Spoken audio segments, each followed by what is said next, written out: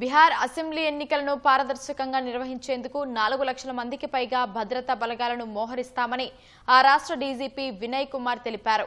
మారుమూల ప్రాంతాల్లో పోలింగ్ బూతుల వద్ద మోహరించే బలగాలను తొలిసారిగా హెలికాప్టర్లో కాకుండా రోడ్డు ద్వారానే పంపుతామని ఆయన చెప్పారు.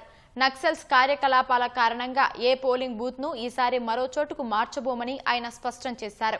ఎన్నికల ముందస్తు విధులకు ఇప్పటికే 500 కంపెనీల కేంద్ర సాయుధ బలగాలను మోహరించామని బీహార్ డీజీపీ వివరించారు. 2-3 రోజుల్లో మరో 500 కంపెనీల కేంద్ర సాయుధ బలగాలు రానున్నాయని చెప్పారు. ఒక్కో కంపెనీలో 100 మంది సిబ్బంది ఉంటారని ఆయన తెలిపారు. 60,000 మంది బీహార్ పోలీసులను ఎన్నిక విధులకు కేటాయిస్తామని వెల్లడించారు. వారికి అదనంగా 2,000 మంది రిజర్వు బలగాలు ఇతర రాష్ట్రాల నుంచి వస్తాయన్నారు.